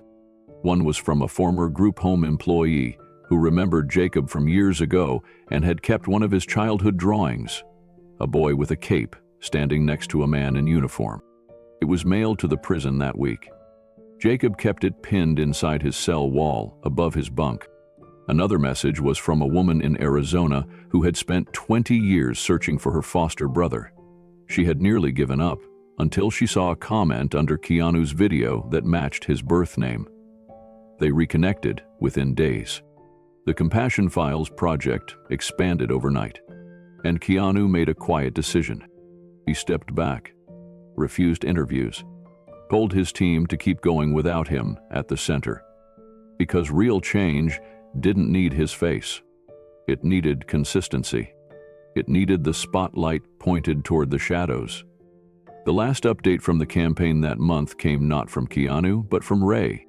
In a written letter published online, he wrote, "We're not here to be remembered. We're here to remember each other." That's how the healing truly began. It started with one simple question. The official campaign account posted it late one Thursday evening, timed with no announcement, no event, no strategy. Just the words. What would you say if you finally saw someone you thought was gone forever? Within minutes, the first few replies came in. By the first hour, there were hundreds. By morning, there were thousands. People didn't just answer the question, they poured themselves into it. From every corner of the country. A woman from West Virginia wrote, I'd say, "You should have seen how long I waited. You were always real to me." My older brother went missing in 1985. We found each other through a church forum last year. I hadn't seen his face since I was 9. He remembered my birthday every single year. A Vietnam veteran from Minnesota posted, "My son thought I left because I didn't care. Truth is, I was in recovery for a decade, ashamed to face him. I finally wrote to him last year. He showed up at my door with no words, just a hug that lasted 10 minutes. That's what I would have said, nothing, just that hug." One reply came from a school teacher in New Mexico. "When my birth mother finally found me, she cried for an hour straight. I didn't say much, but when she asked if I hated her, I just said, no. I never stopped looking for you either." There were stories of long-lost siblings, parents who had given up children for adoption, soldiers presumed dead, prisoners reuniting with family, mothers rediscovering daughters through DNA testing, and friends reconnecting after decades of silence. The thread grew so large it had to be archived and split into themes. Keanu's team, reading each reply, cried more than once. Malik whispered one night, "This is what grace looks like." The press began noticing, not just for Keanu's involvement, but because of the phenomenon. People sharing raw, personal, public moments with strangers. Moments of loss. Moments of reunion. Moments of truth that had no place in policy briefs, but every place in the human heart. Keanu refused to repost the most viral replies. "Let them speak for themselves," he told Sophia. "Let this stay about them." So the post stayed pinned at the top of the site. What would you say if you finally saw someone you thought was gone forever? And below it, the country kept answering. The ripple effects weren't just emotional, they became tangible. A family in Detroit read a story about a man who had reunited with his mother through an old letter. It reminded them of their late uncle, who had been institutionalized in the 1970s and presumed dead. With nothing more than a name and a date, they submitted a request through the Compassion Files program. 2 weeks later, a reply came back. He was alive, still living in a facility in upstate New York, and he remembered his sister's favorite song. Stories like this began surfacing everywhere. A woman wrote, "I found my foster brother after 22 years because of a comment. He'd written, 'I wonder if my sister still remembers the backyard swing.' I replied, 'Every day.' That's how we found each other, because you asked this question," the man shared. "When I saw this prompt, I thought of my cousin who disappeared into the system after his mom died. I tracked down the agency. I'm meeting him next week. I just want to say thank you for making this question matter." Even prison staff began noticing changes. A warden in Illinois contacted Keanu's team to report that after seeing Ray and Jacob's story, one inmate asked to record a message for a son he hadn't seen in decades. It was one sentence long. "I'm sorry I wasn't there, but I never stopped being your dad." It aired on a closed-circuit video feed. The son, watching from a halfway house across the state, broke down. These weren't headline stories. They weren't glossy success stories either. They were cracked, complicated, healing-in-progress kind of stories. The kind that reminded people what forgiveness could look like, what memory could reclaim, and what love could rebuild after time and silence had done their worst. Sophia created a digital map that lit up each time someone submitted a reply to the question. Within a week, the map was covered in tiny lights, each a story, each a name, each a place where someone said something they'd waited years to say. Keanu looked at the map one night, blinking back tears. "This," he said, "this is what I wish the world would pause and listen to." And the world was listening. Because healing wasn't viral. It was steady. It was shared. And it was finally being heard. Amid the flood of replies, one comment quietly stood out. It wasn't dramatic. It wasn't even long. A teenager in Oregon simply wrote, "I thought I was the only one waiting." That comment was liked more than 30,000 times in 2 days. Keanu saw it and didn't reply. Instead, he printed it out and pinned it above his desk. Because sometimes, that's what people really need.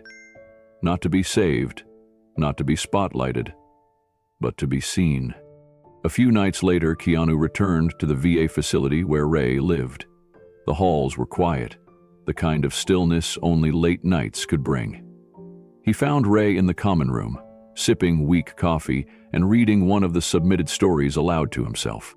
"You ever think," Ray asked, not looking up, "that all we needed back then was a place to put the pain?" Keanu nodded. "And maybe someone willing to hear it." Ray set the paper down. "They're hearing it now." He was right. Across the country, trauma was being translated into letters. Pain was turning into prayers. And silence, decades of silence, was giving way to soft, trembling answers that read, "I still remember. I always hoped. I'm here now." The team received a call from a school in Atlanta. A teacher had asked her students to answer the prompt as a writing assignment. One student wrote to his birth father. He didn't know if the man would ever read it, but he ended the letter with, "I don't need you to be perfect. I just want to know you tried." They framed that line on the campaign site homepage. That single comment became the heartbeat of the movement. Keanu didn't post a closing message. He didn't need to. The voices had taken over, and they were doing what no initiative, no fund, no celebrity could ever truly replicate. They were reclaiming their own stories. And as Ray said later in an interview, smiling quietly with Jacob beside him, "Sometimes, all it takes is a question." And this question refused to be forgotten.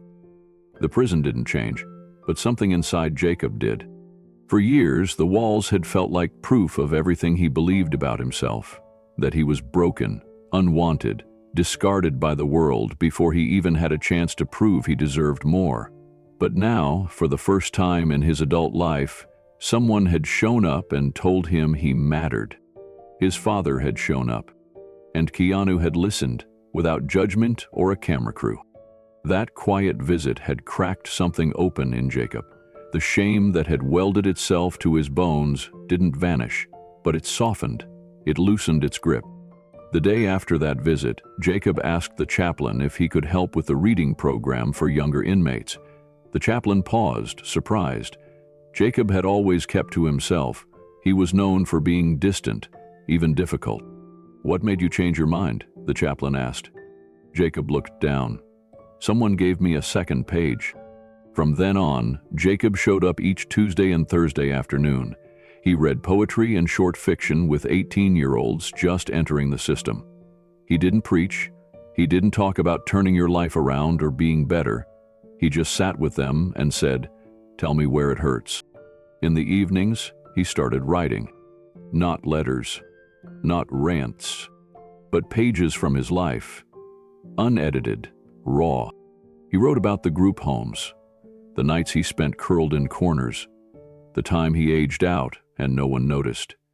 He wrote about how silence became his first language, how anger became the second, and how he'd long since stopped believing anyone would ever speak back.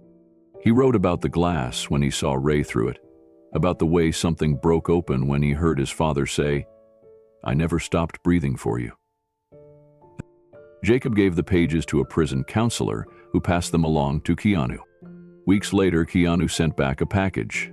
Inside was a handwritten note and a bound copy of the pages Jacob had written, the title on the front. Not Dead, Not Lost, A Story, by Jacob Keller. Jacob held the copy in both hands like it might disappear. His fingers trembled slightly as he opened it, and saw his own words, on real paper, in real print. He whispered, "I exist."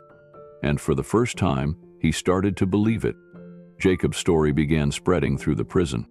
Not in the way rumors traveled, sharp and cruel, but in hushed retellings passed between bunks like a breath of possibility. Inmates who had seen him keep to himself for years now watched him sit with the young guys who arrived, scared but too proud to say so. He didn't talk like a preacher, he wasn't soft, but there was something in how he listened that made people open up. One afternoon, a kid named Darnell asked him straight up, "You ever been scared like me?" Jacob nodded. "Every day until last month." What changed?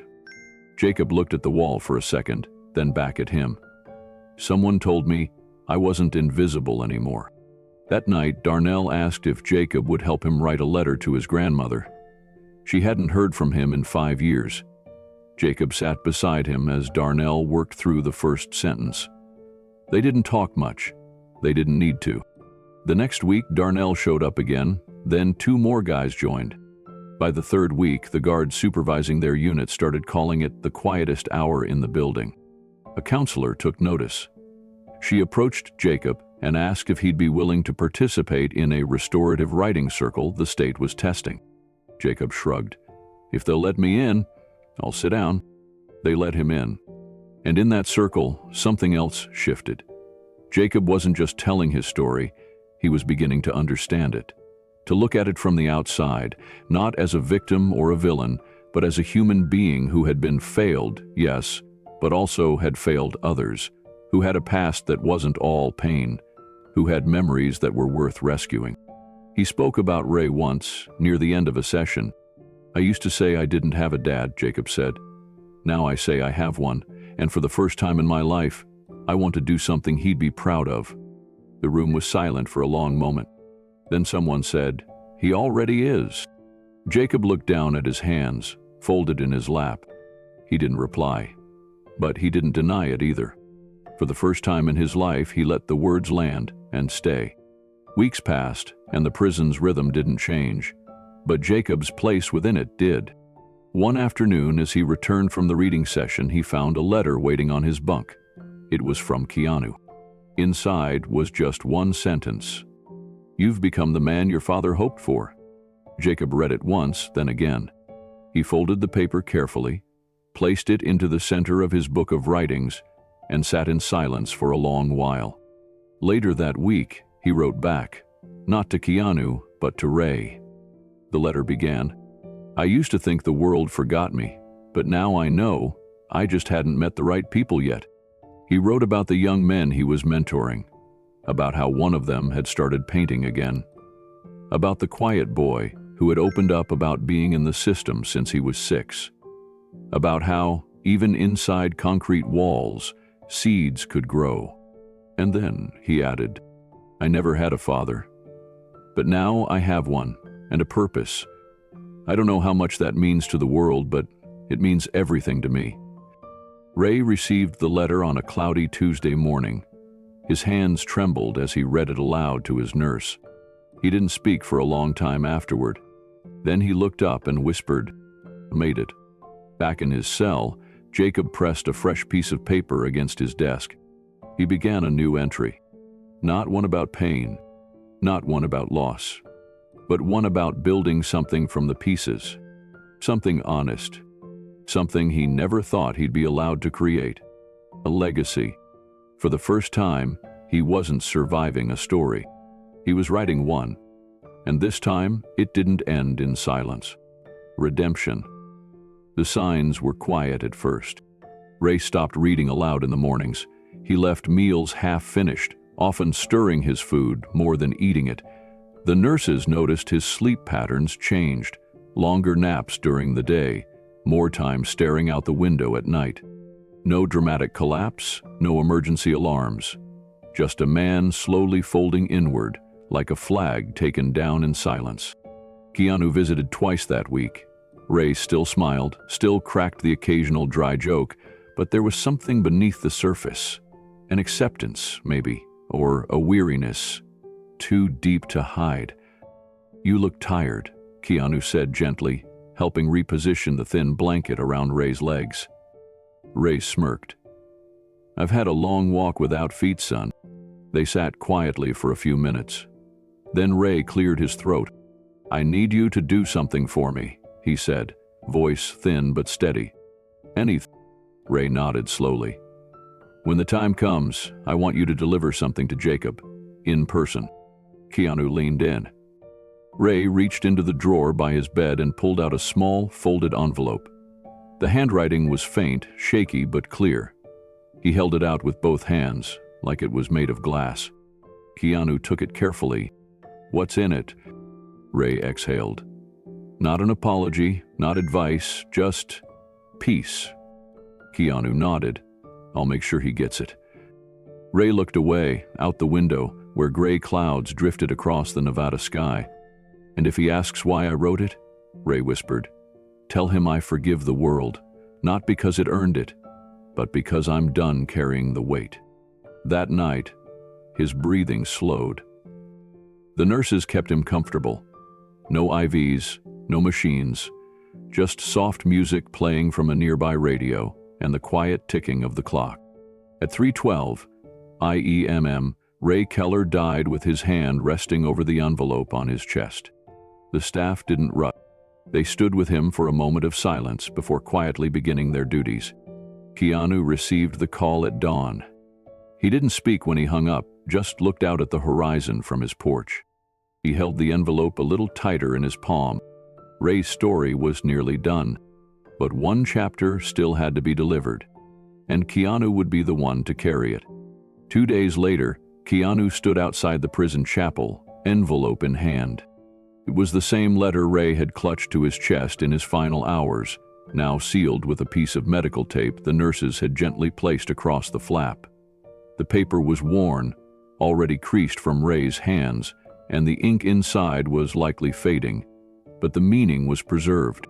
A correctional officer escorted Keanu through the inner gate, where Jacob was waiting, seated in the wooden pews. The chapel was dim, sunlight filtering through dusty windows, casting long beams across the empty rows. Jacob stood when he saw Keanu, but he didn't speak. His face looked older than the last time, not from time, but from a quiet anticipation of something he already knew was coming. Keanu walked over and placed the envelope in Jacob's hands. Jacob sat slowly, holding the letter without opening it. For a moment, he just stared at it. "Is he gone?" he asked. Keanu nodded. Jacob lowered his head. For a long time, neither man spoke. The silence filled the small chapel like a weight too sacred to disturb. Then Jacob ran his fingers under the seal, opened the letter, and began to read. His eyes scanned each line, slowly at first, then again and again. The words weren't long.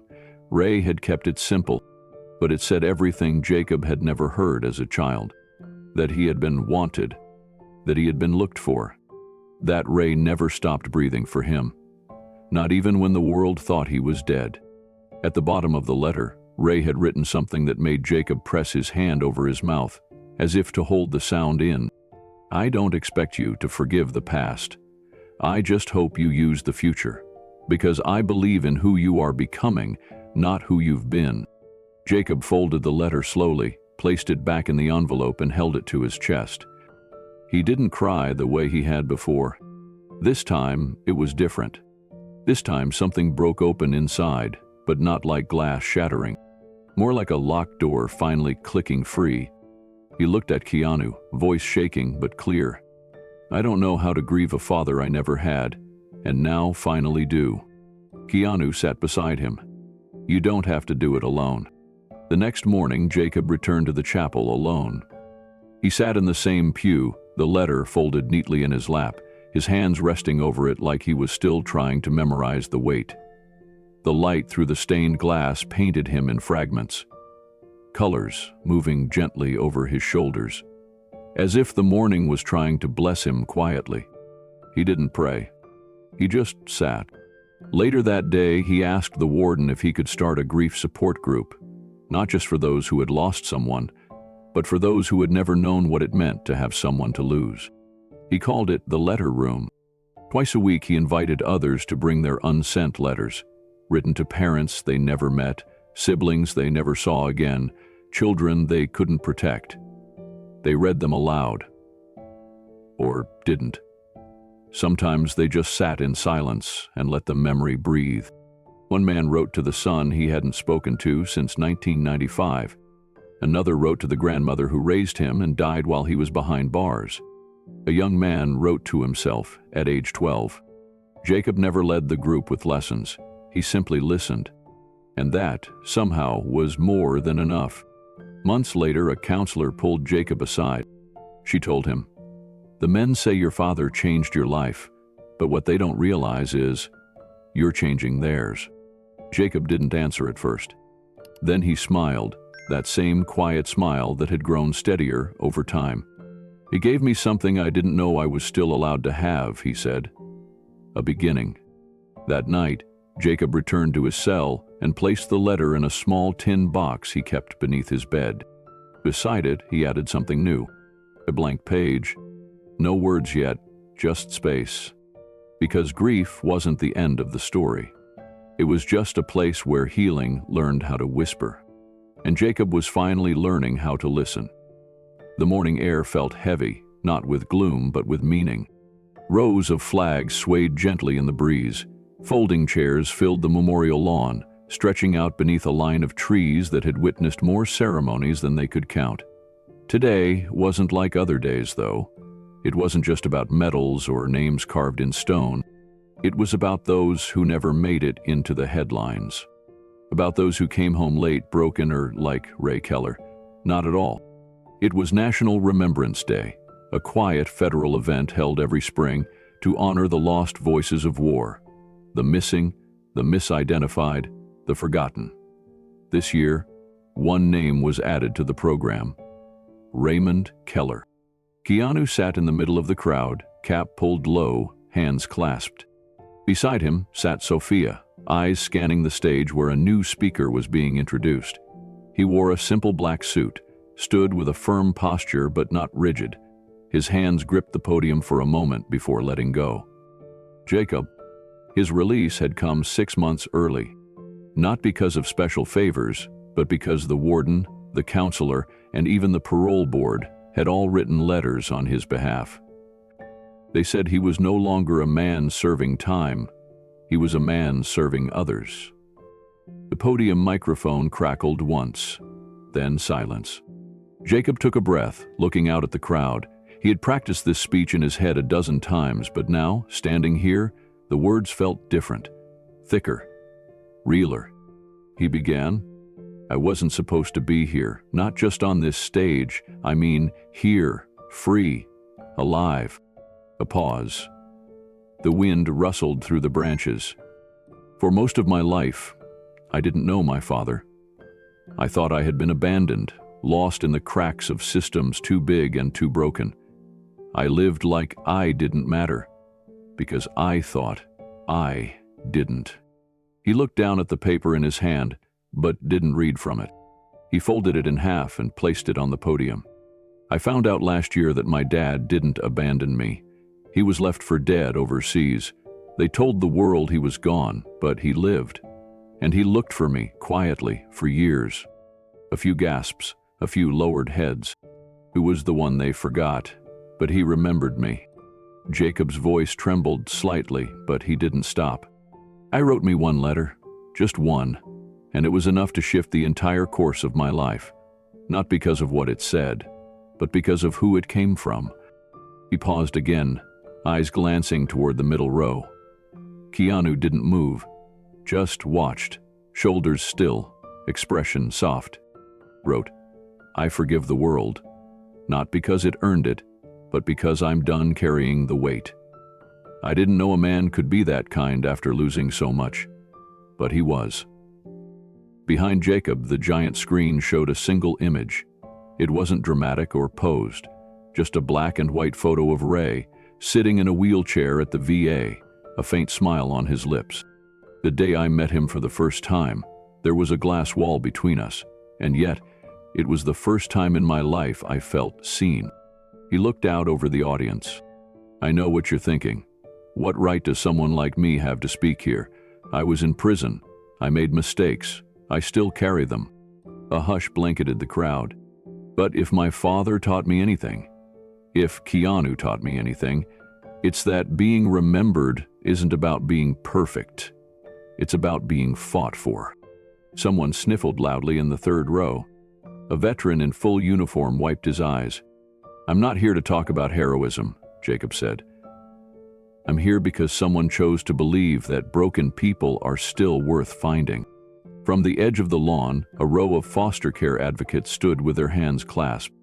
Behind them, a group of men from Jacob's prison writing group had been allowed to attend, under supervision. They nodded slowly as he continued. "My father's name is Raymond Keller. He was a soldier, a survivor, and most of all, he was a man who didn't let the world decide his worth." Jacob's voice lowered. "He's not with us today, but I believe he can hear this." He turned slightly toward the sky. "Dad, you found me." A long silence followed, then applause. Slow at first, then building. No standing ovation, not yet. It wasn't about celebration. It was about reverence, and everyone present understood that. When Jacob stepped down from the podium, there was no music, no camera flashes, just quiet footsteps, shuffling over grass. He walked past rows of strangers who suddenly didn't feel like strangers anymore. Keanu stood in the back, arms at his sides, eyes rimmed red. Jacob stopped beside him. He didn't speak. Keanu didn't either.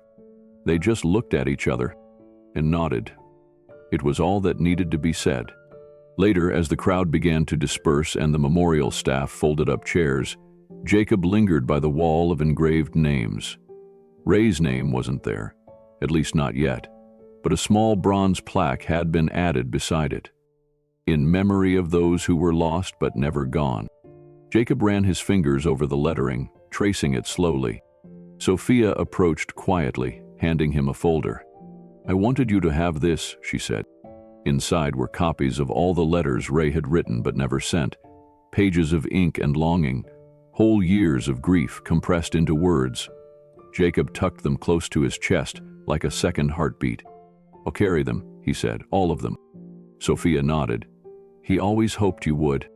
Before leaving, Jacob stood at the center of the lawn and looked out over the now empty rows. Just patches of flattened grass where people had sat. But to him, it looked like a field full of witnesses.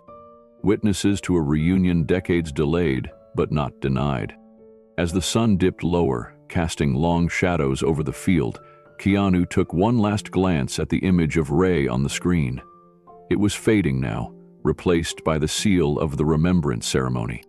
But that faint smile lingered. A man who had lived forgotten, and found, at last, by the son who never gave up waiting. The VA Center sat quietly in the early morning light, its halls mostly still, its gardens bathed in gold. Wind moved softly through the flagpoles, making their metal clips clink faintly, like the gentle ringing of distant bells. Keanu walked slowly across the grass, a folded American flag tucked tightly under his arm. His steps were quiet, steady.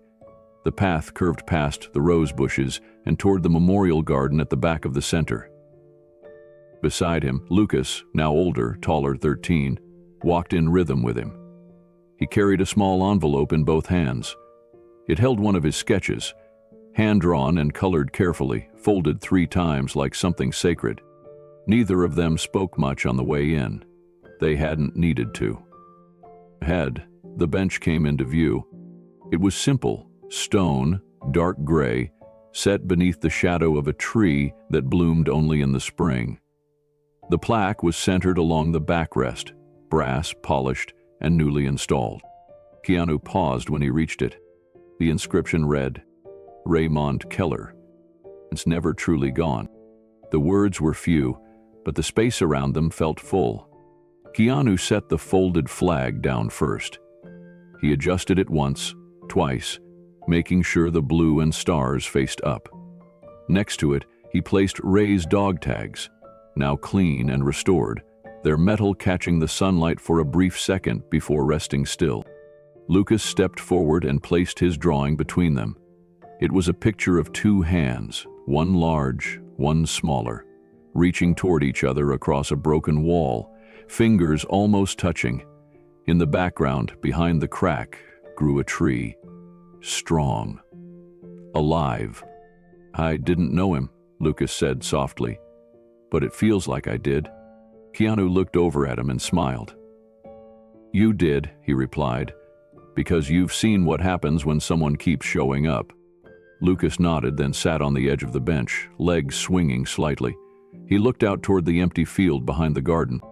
What was he like? Keanu took a slow breath. He was quiet, strong, and he carried more pain than most men could survive. But he never stopped waiting, never stopped hoping. Lucas looked down at the dog tags. Did it hurt when he died? Keanu placed a hand on Lucas's shoulder.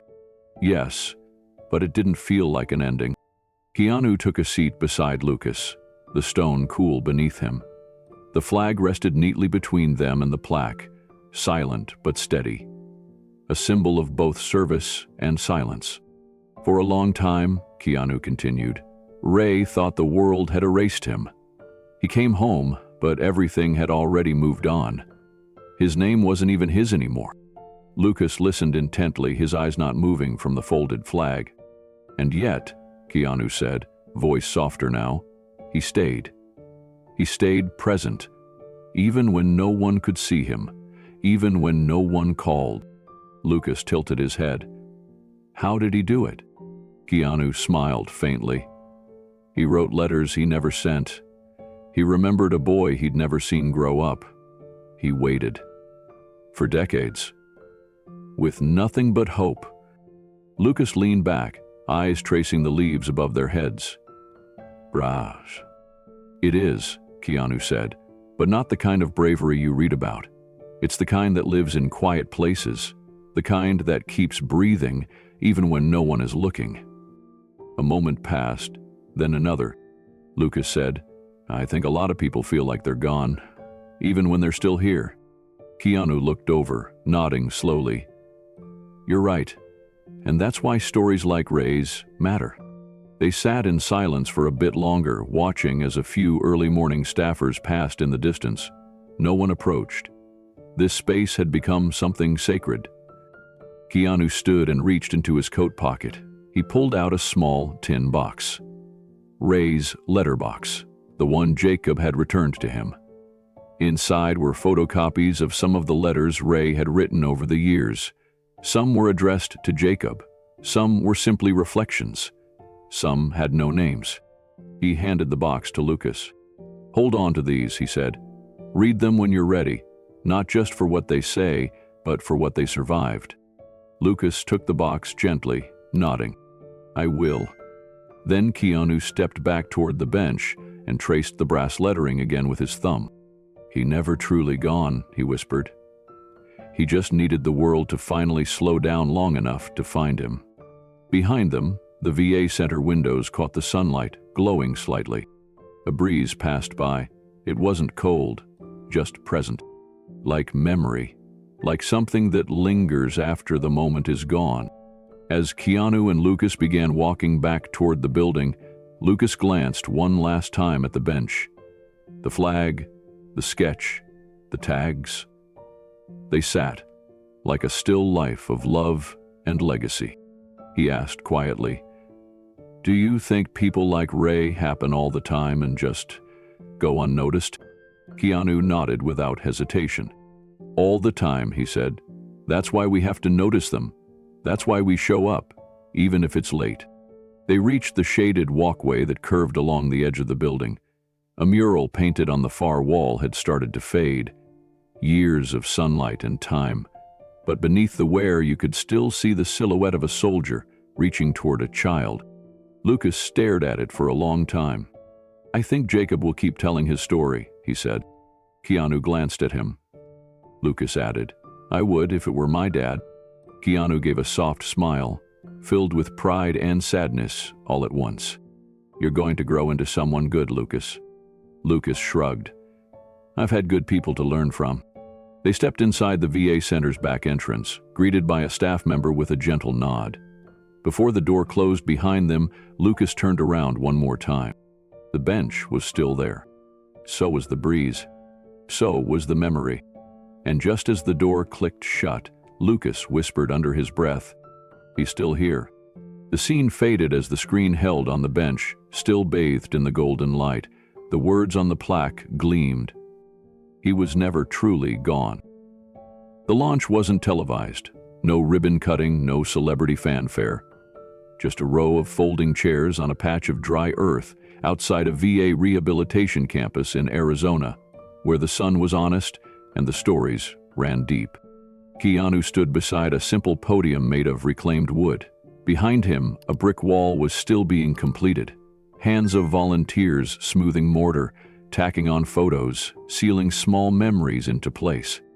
They called it the Rising Wall, not for heroes, not for martyrs, but for the forgotten, the ones who returned from war into silence, or never got to return at all.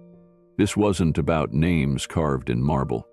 It was about the people whose paperwork disappeared, whose medals were never mailed, whose children were filed away in systems that didn't ask questions. Keanu looked over the small crowd gathered in the dirt lot. Veterans in wheelchairs, young men from group homes, a mother gripping her teenage son's hand. A few reporters stood in the back, but they weren't the audience he cared about. At the edge of the crowd stood Jacob. Dressed simply, quietly, head bowed but present. Keanu caught his eye for just a moment, then nodded. 3 months earlier, Keanu had quietly established the Still Breathing Initiative, a veterans reunification program with 3 arms: search, support, and storytelling. It was designed for men and women like Ray, not just those lost overseas, but those lost right here, to time, bureaucracy, addiction, trauma, paperwork. For every one Ray, there were dozens more. The program offered mental health support, connection tools for long-lost family members, and mentorship circles where incarcerated adults or system-raised youth could hear from those who'd walked their path and survived. Keanu didn't advertise it. He didn't need his name on the documents. The only thing he insisted on? That the first object installed in the memorial wall would be Ray Keller's letter. The original one. The one he wrote in silence, before Keanu had ever walked into that fundraiser, before anyone had said his name aloud in decades. The letter was sealed in a weatherproof frame, encased behind glass in the center of the wall. Underneath it, in simple block type, the quote had been etched. Still breathing, archaic. No fanfare, no explanation, just truth. Legacy didn't always roar. Sometimes it whispered. And sometimes it waited for years before someone finally showed up to listen. The first time Jacob spoke on behalf of the initiative was at a youth re-entry program in Oakland. The room was filled with teens who hadn't seen their parents in years, some of whom were about to age out of the foster system. He stood with his hands folded, a little too tight. They didn't know his full story, only that he was once where they were now and had managed to step forward. "My name is Jacob," he began. "For most of my life, I thought I was abandoned." The room fell silent. "I thought I was nothing but a number on a page, a file no one read, a last name nobody claimed." A few kids nodded slowly, their eyes fixed on him. "But I was wrong. Not because someone fixed it, not because the system changed, but because a man who didn't know me chose to see me. And a father I thought was gone never stopped breathing for me." That sentence cracked the room open. Afterward, a boy named Devin came up and handed Jacob a torn piece of notebook paper. On it, he'd drawn a stick figure with a cape, standing next to a wheelchair. Underneath, he'd written, "Maybe we can still be heroes." Jacob folded the paper carefully and tucked it into his coat pocket. Later that evening, back at the Rising Wall, he taped it under Ray's letter. He didn't say anything. He just stood there for a while, his fingers brushing the glass, his eyes locked on the handwriting that had changed everything. Keanu arrived shortly after. He stood beside Jacob, neither of them speaking right away. Finally, Keanu asked, "How did it feel?" Jacob hesitated. Then, like something heavy got lifted but the imprint stayed. Keanu nodded. "That's legacy. It doesn't leave. It teaches you how to carry it."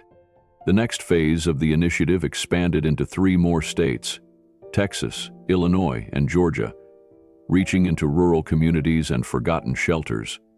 They didn't call it outreach, they called it returning. Because sometimes, what people needed most wasn't a program, it was to be remembered. Jacob traveled with the team, not as a spokesperson, but as a presence. He met fathers who'd just gotten out after 20 years, sons who'd never known a bedtime story, women who served in silence and came back to judgment instead of welcome. To each, he offered the same quiet message: "I see you, you're still breathing." Months passed. The rising wall grew. Not just in bricks, but in stories.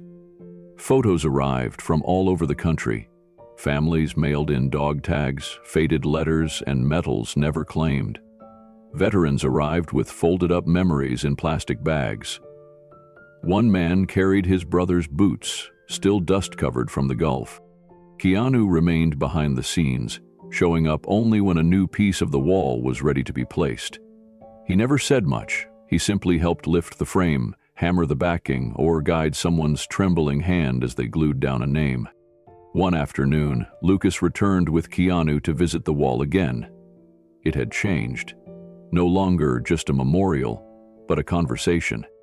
Dozens of messages had been scrawled in chalk along the base. "I was lost too. I remember you now, Dad. Still breathing."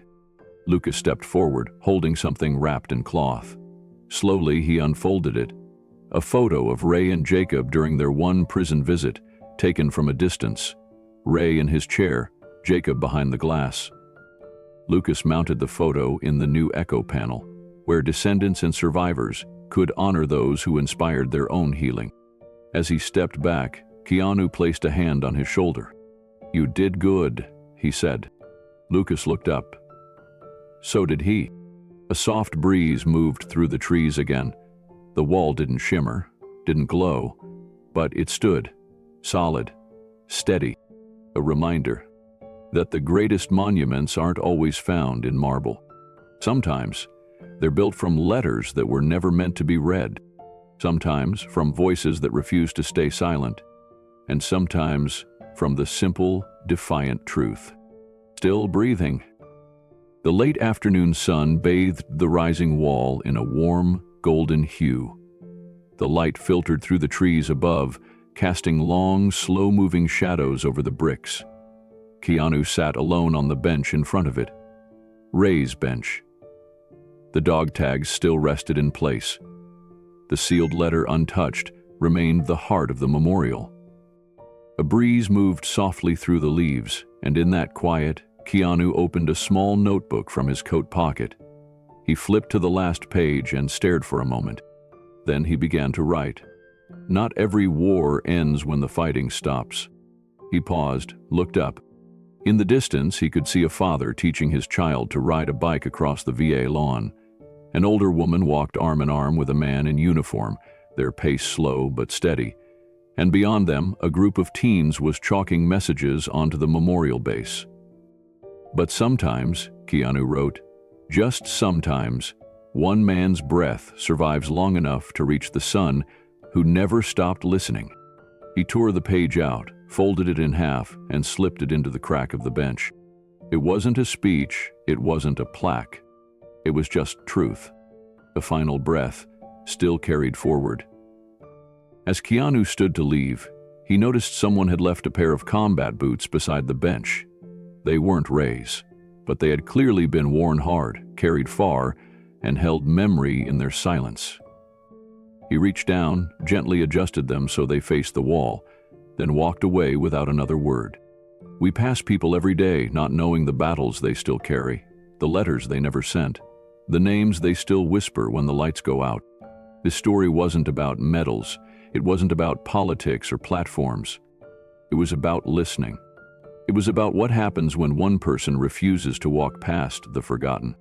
Ray Keller was never famous, but today across this country, children know his name because one man heard a whisper through paper and stopped to listen. And in doing so, he reminded us all, we're still breathing. The screen fades from the memorial to black. Then, slow white text appears, simple, quiet, honest. In honor of those who were never truly gone, and those who kept breathing through the silence. It holds for just a moment too long. Then, one final voiceover from Keanu. The greatest reunions don't need headlines, just open hearts. The world doesn't change when we make noise. It changes when we notice the ones no one hears. That's when legacy begins. Do you believe people can be lost but never truly gone?